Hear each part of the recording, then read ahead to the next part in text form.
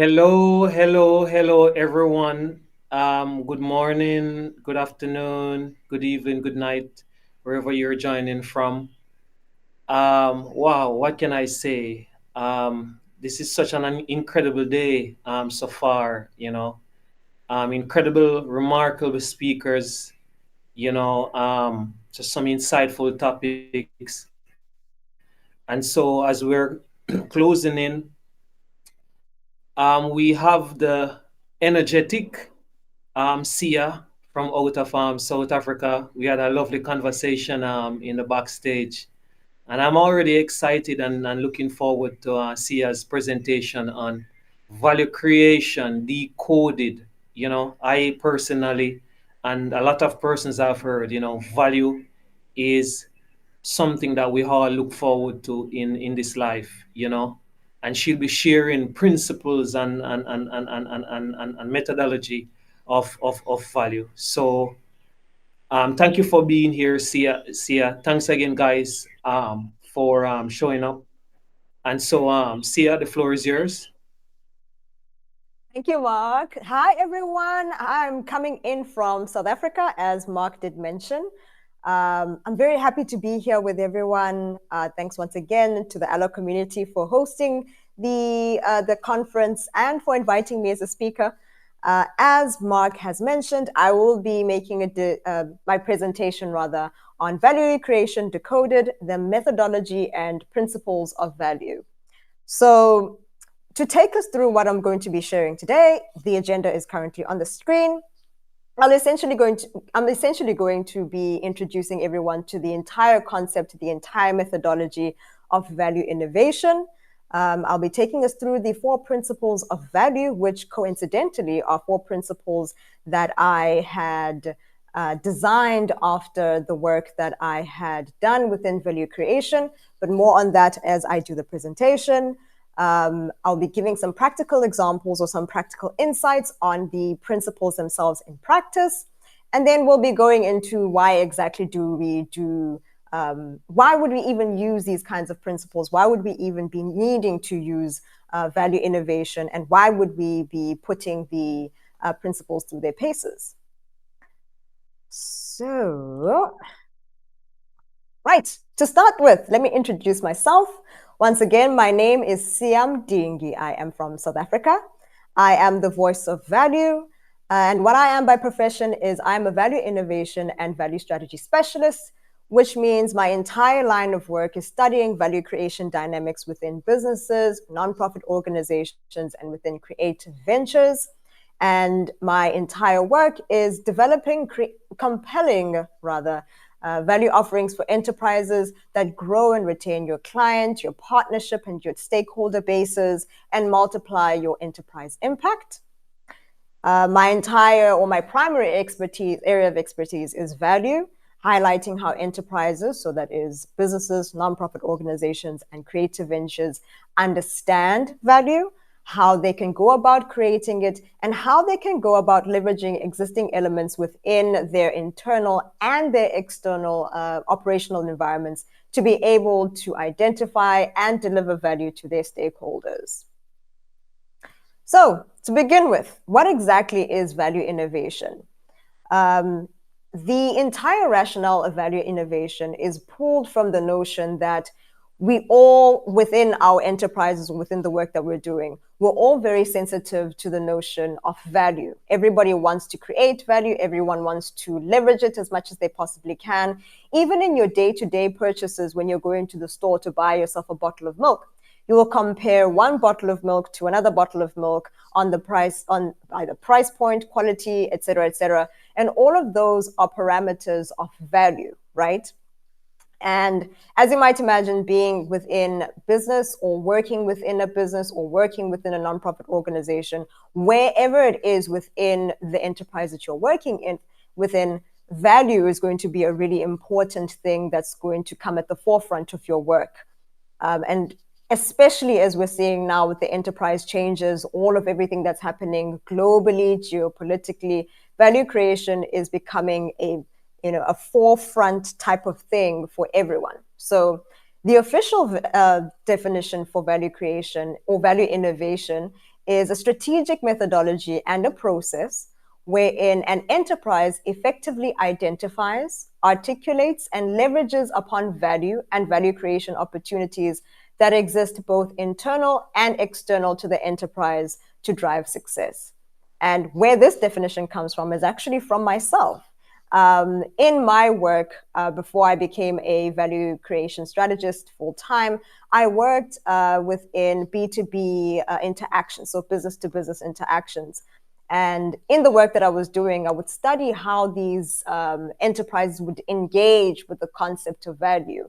And in the roles that I occupied, I was predominantly in sales roles. I was in client relationship management roles. And these were places where I was able to spot those value creation dynamics, to really see how it is that the enterprises would go about conceptualizing value.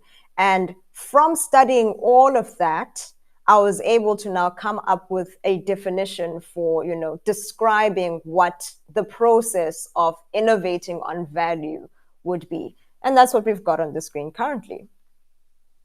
So, as I mentioned in the definition, we've got it as value innovation as a methodology, and then we've got value innovation as a strategic process, right?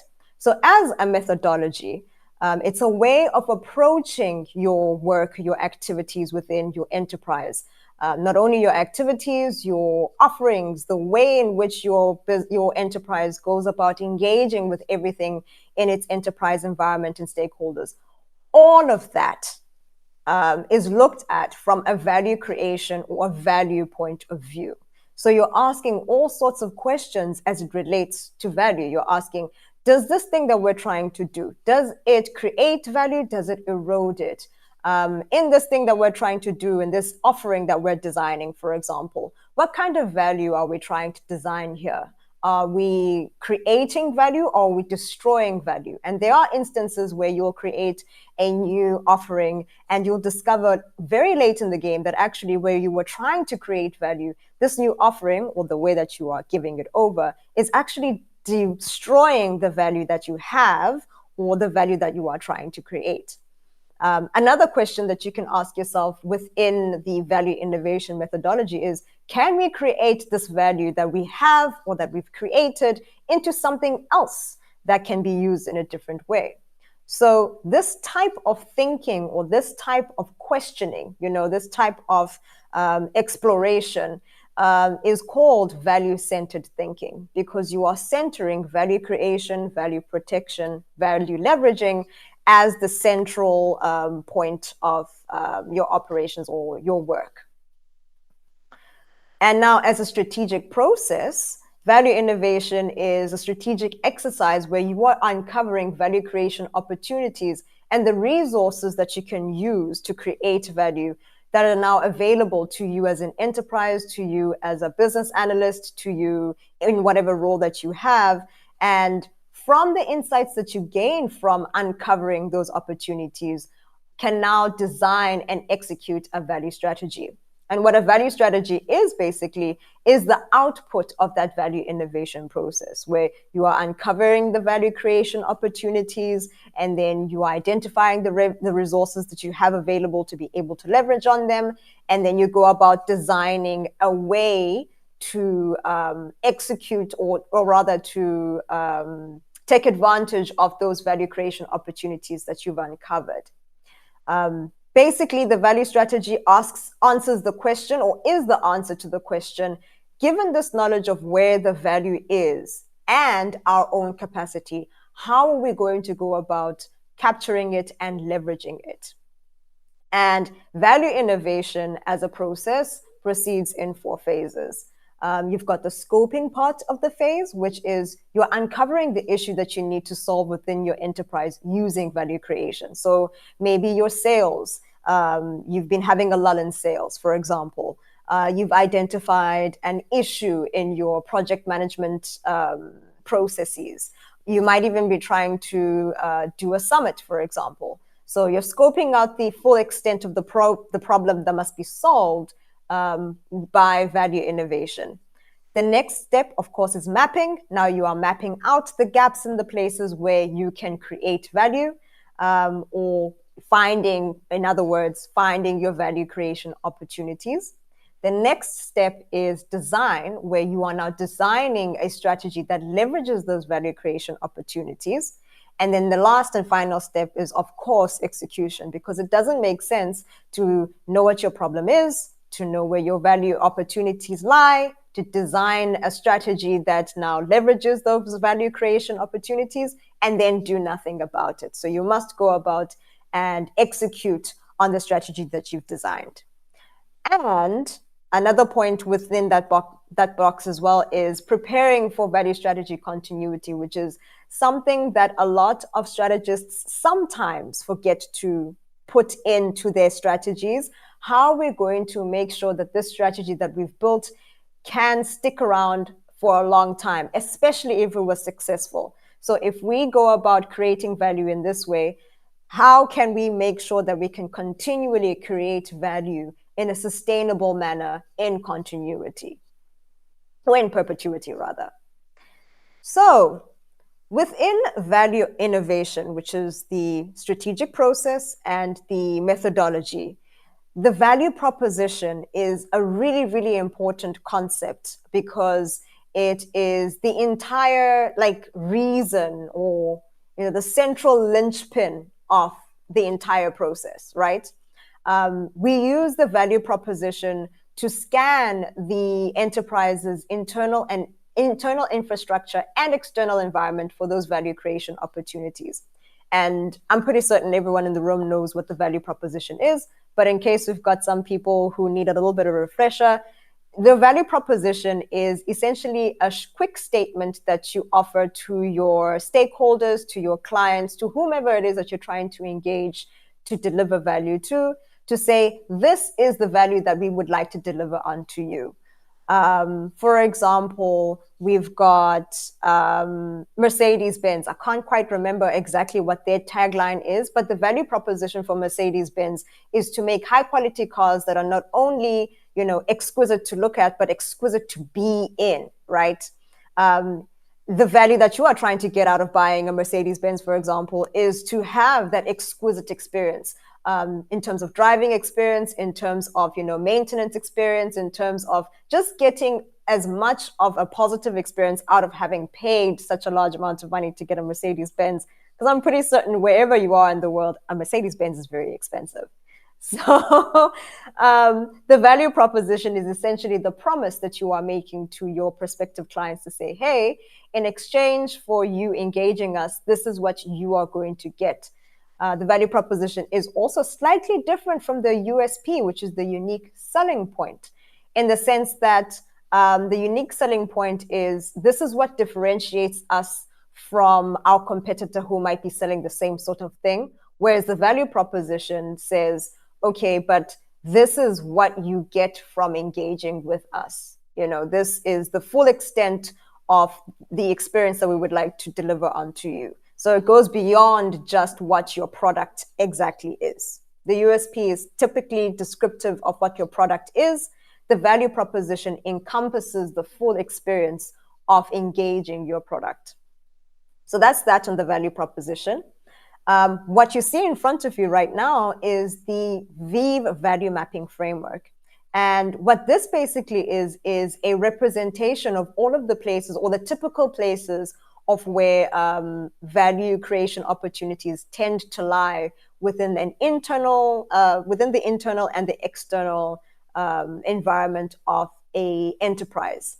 What this essentially is then is a tool for you to be able to visualize and identify your value creation opportunities within your enterprise, right? Think of it like your Porter's 5 Forces if you have gone to business school, or your VRIO frameworks, right? Those frameworks help you to conceptualize or identify certain things within the business environment. The VIVE value mapping framework helps you to identify value creation opportunities inside and externally to your business. And as you can see, it's split into 4 segments. Which are each also split into 2. So at the bottom, we've got internal value mapping and external value mapping. those two segments are descriptors of, inside of your business versus externally in the external surrounding environment of your business or your enterprise. And then under internal value mapping, we've got the value proposition and business strategy. So what inherent value creation opportunities do you have, associated with your value proposition? What value creation opportunities are available within your business strategy? What can you fix? What can you optimize? What can you rework that you would develop or provide you value creation opportunities? And then you've got your external value mapping, which is niche analysis, studying the niche that your business or your enterprise is operating within.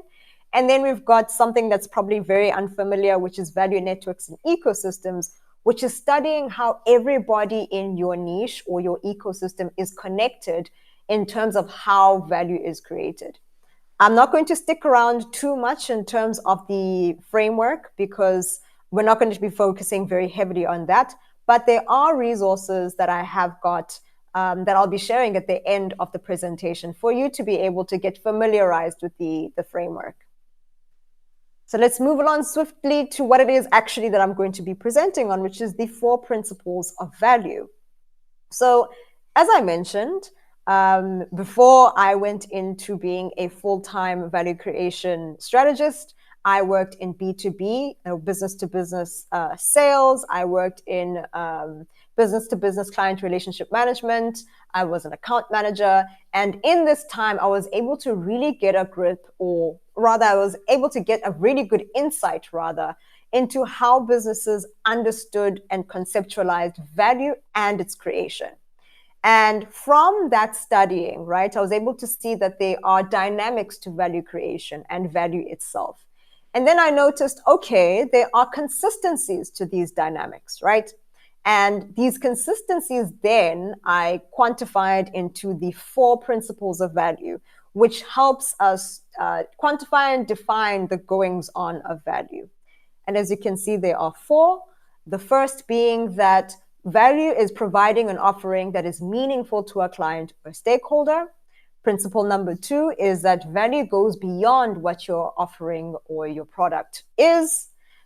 Principle number 3 is that value is contextual, and context brings different understandings and applications of value. And principle number 4 is that value is subjective, and that subjectivity should be accounted for. And these 4 principles tend to make appearances consistently whenever you are trying to create value, whenever you're trying to leverage on value. If not one, then the other. If not this other one, then this other one. And sometimes the principles even pop up 2 at a time.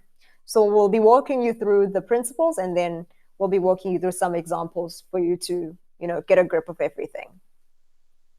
So let's begin with the first 2. Principle number 1. So principle number 1 is value is providing an offering that is meaningful to a client or a stakeholder, right? And what that basically means is that it goes beyond just selling someone a product. You have to give them something that is actually meaningful to them. That's exactly what value is to them, right? A perfect example of this would be selling someone a mouse, or actually I have a perfect example, a better example of this. There is a really prevalent thing within, I would say, early TV shows, and it's a common trope, especially within the sales environment, where some person will try to test a salesperson's acumen and say, here's this pen, sell me this pen, right? And a person's first response would be to try and tell you more about the pen, or, oh, this pen, it's gravity defying. Oh, it comes in so many different colors. Oh, it comes in whatever. And the mark of a true salesperson would actually be to ask the client, hey, listen, are you in the market for a pen? Would you prefer a pencil? What do you use to write down your notes on a day-to-day? And then the client will probably tell you, oh, I use a pen, but, the grip is really tough to hold on to. It's really slippery. My hands get really soft during the course of the day. Or I work in a very handsy field, and I find that my pens slip out of my hands more often than not. And so the mark of a good salesperson would be to say, okay, cool. I see that you're looking for a writing implement, but you might not even be looking for a pen. It might be that in your line of work, a pencil might fit you better. So that's a perfect example of principle number one at work. In that instance, the salesperson who, is a good salesperson is identifying what the client values, what the client actually needs, and then matching a product to that need. Value works in much the same. Principle number two is value goes beyond what your offering is. And what that basically means is that if you're selling, for example, to use once again the pen as an example, it goes beyond just selling the pen, right? There's an entire it encompasses, or the concept of value encompasses any additional points at which you interact with your customer or your client. So for example, when they come into the store to buy the pen from you, what is the experience that they're having? Are they having a really tough time when it's time to deliver the pen to you? So for example, they go into your e-commerce store, ordering the pen is perfectly fine, but getting the pen delivered is a massive pain in their butt. So that is an experience that would now detract from the value that you are trying to deliver. So principle number two essentially describes that, saying that like it goes beyond just what your offering is or whatever that it is you're trying to sell. You need to think beyond or expand your perception beyond just what it is that you're selling. Principle number three is that value is contextual, and context brings different understandings and applications of value. And what that basically means is that your value, or the value that you are trying to deliver, or the understanding of the value that you are trying to create and deliver, is going to change depending on who it is that you're talking to, and in terms of their context as well. So if we're looking at it from inside of a business or inside of an enterprise, if you are speaking to a finance manager in terms of what value creation means for that business, it's going to be a little bit different from, for example, speaking to the sales manager in terms of what value creation is to the sales manager. Even though the overarching value creation objectives of the company are unified, when we start going into the department by department, their perceptions and conceptualizations of value are going to differ slightly. And this is actually where you get conflict sometimes. So for example, and this happens a lot, where the finance director, for example, is going to do a big budget cut. And he says, or they say, we're going to be cutting the budget by 10% at the end of this year. And the budget cut hits sales and marketing the most. And sales and marketing says, but now if you cut that budget, our work is going to be impacted, and the way that we deliver value is going to be impacted. So as you can see, the finance director is trying to create value for the company by reducing spend, but now that conceptualization of value is impacting the conceptualization of value held by the sales and marketing team. So as you can imagine, we can get quite a bit of conflict there, and negotiating everyone's, different contextual understandings of value is where the winning thing is. Even within a business to a client, for example, you might have a good understanding of the value that you are trying to create as an enterprise, but then your client says, that's not quite what I'm looking for, or that's not quite what I'm going for. Nonprofits also experience this in the sense that they'll say, we are trying to create this specific type of value in terms of our beneficiaries, the work that we're doing for our beneficiaries. So maybe they are a nonprofit that deals with kids, so the kids would be the beneficiaries, but the donors themselves are looking for a different type of value. So this is where you get, for example, the donor saying, we don't quite like the way in which you are serving out your bottom lines, for example. We're looking for a nonprofit organization that does the work XYZ way, and you're doing it XBC type of way. So the conceptualizations of value there are also a little bit different.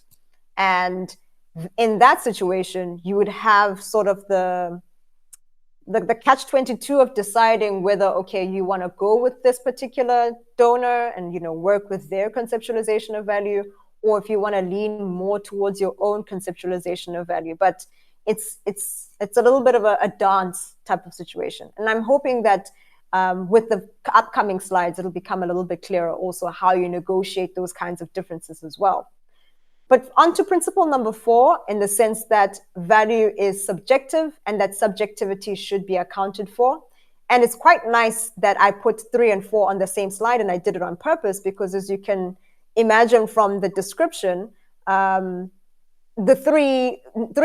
principle number 3 and number 4 kind of hold hands a little bit, in the sense that we've got, if we're using our example of the finance director and the sales director, principle 3 was saying that their perceptions of value is contextual. So the sales director's context is going to be different from the sales manager's context. But then we've also got subjectivity, meaning that the sales director, in their individual capacity, so me, Mdingi, as the sales director, I've got a subjective perception of value and its creation, versus, for example, Mark, the sales director, in his individual capacity as Mark, the sales director, also has a personal and subjective perception or conceptualization or perspective of value. So Mark, the sales director, has got a contextual understanding as the sales director, but he's also got a subjective and personal perspective as Mark, in his experience and his, career experiences, having worked in different roles, etc., etc. And now to contextualize it or make it make sense in terms of the business versus the client in their individual capacity as the person that you are speaking to has got their subjective perspective of value. So not only must you keep in mind, their needs in terms of being the client, but you need to sort of come to an understanding of their individual personal perspective of value. Cool stuff. So now we're going to be talking through the principles one by one in practice, and we're going to have a couple of examples to walk through. So principle number 1, as I mentioned, is value is providing an offering that is meaningful to a client or a stakeholder. And meaningful in the sense that it meets a value and their value need, which is to say the full extent of what your client or your stakeholder or your partner is looking for in an offering, including and going beyond the offering itself, right? So that says, I'm not just looking for a pen. I'm looking for something that's going to solve an issue that I'm having, right? And I think I do have an example in the next slide to help us grasp this a little bit better, right? So in the previous slide, I introduced the notion of the value need. If you have ever worked in customer sales or in project management roles or in business analysis roles, or in any type of role where you interacted with a client or you've interacted with a partner or a stakeholder, you will probably be familiar with some of these terms, right? So number 1 is the pain point, right? The pain point is a problem that your client or your stakeholder is currently experiencing, right? I am hungry, which is actually going to be in the next slide. I've got an example. I'm hungry. I'm looking for a pen. I need something to write on. My battery has just died. My phone screen has cracked, right? Then we've got the customer need, which is the motive or the reason that your stakeholders will consider your offering, right? They've got good quality pens. I've heard about their turnaround time in terms of, them fixing the situation. I need this situation fixed now, right? Then there's the value need, which is the full extent of what the stakeholder is looking for. So we've got the pain point, which is like, this is my problem. Then we've got the customer need, which is, this is what I actually need to solve my pain point. And then we've got the value need finally, which is, if I were to look at this holistically, this is what I'm looking to gain. If I gain this, I will be my maximally most happy. So at first, it looks like these three things are the same thing, right? The pain point, the customer need, and the value need. But the interplay of them is slightly different. And particularly, the scopes of each of them is what is slightly different. I'll have a perfect example of that in the next slide. So imagine yourself, you are at work. It is lunchtime, whatever lunchtime is at, in your time zone, 12 o'clock, 1 o'clock, 2 o'clock. And at this point in time, you are absolutely starving. So you are working in the office, and your office building neighbors a mini complex with some food shops and cafes. So you decide you're going to treat yourself to lunch. You didn't pack a lunch box today. You're going to go and treat yourself to lunch. So at this point, your pain point is, I'm hungry. I need to eat some food, right? Your customer need is, I need to eat something, but it needs to not be too heavy because I still need to go in and work. I can't fall asleep at the desk. Your value need is, I need to buy something good, that tastes good, that is filling, from someplace that I can sit and comfortably take a breather from the office, right? Maybe you don't want to eat at your desk. You've been hearing that eating at your desk is actually really bad. And you actually do want to take a lunch hour away from your desk. So now your value need is, I need to eat something good from some place where I can comfortably sit and take a breather from the office. Ideally, a cafe now that is wanting to meet all three of these is going to make you food to meet your pain point. The food needs to be not too heavy, so maybe they'll do like little sandwiches. Maybe they won't be like massive sandwiches. It won't be huge pasta or anything like that. It'll be, something nice and cute. And they'll have lovely seating areas where, it overlooks the street. There's very nice quiet music piped in, etc., etc. Right? So as I explained, what's the takeaway? Hopefully it's going to be a filling lunch. Yes? Yes, Mark. Yeah. Are you coming to the end? Okay, cool, perfect. No, I think Yes. we're over. See, are you coming? Yes, I can hustle through the rest of the slides. Okay, We're perfect. about No 6 problem. slides away. We're almost done. Cool. Yeah. So I should be able to wrap up maybe in the next 5 minutes. Yeah. Okay. All right. Can we do it Sia? 2 minutes. Yeah. Okay. All right. Okay. So basically, as you can see, we've got the pain point, we've got the customer need that expands on it, and then we've got the value need that now contextualize it. We've got the pain point revealing the need. We've got the customer need, which takes the pain point and expands on it. And then we get the value need, which contextualizes it. So using your understanding of the pain point, the customer need, and the value need, you can then craft an offering that is maximally meaningful to your client, right? Principle number 2 is basically understanding the notion of making small considerations in the delivery of your value offering. So the whole concept of making sure that the experience of buying your product is as smooth as possible. Making sure that the delivery of the product or the offering is as hinge-free as possible is principle number 2 in practice. If you've gone in to go fix your car, for example, you paid 120,000 rands for this car, but maintaining it is a massive pain in the ass. You are losing value by doing that. So making sure that the experience of buying and engaging your offering is as smooth as possible is principle number 2 in practice.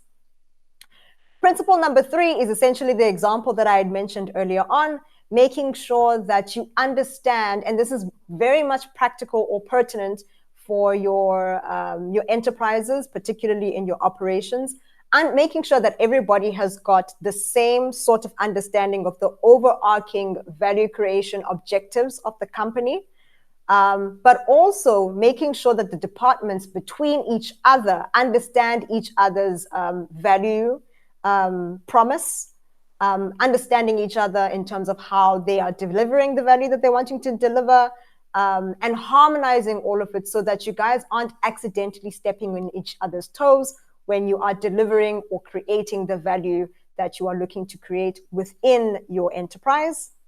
And then number 4 is that you need to understand, or you need to make sure that everybody understands their own value approaches. So not just one value approach will be the end all be all. Everybody needs to see where everybody is coming from in terms of their understanding and their approaches to value creation.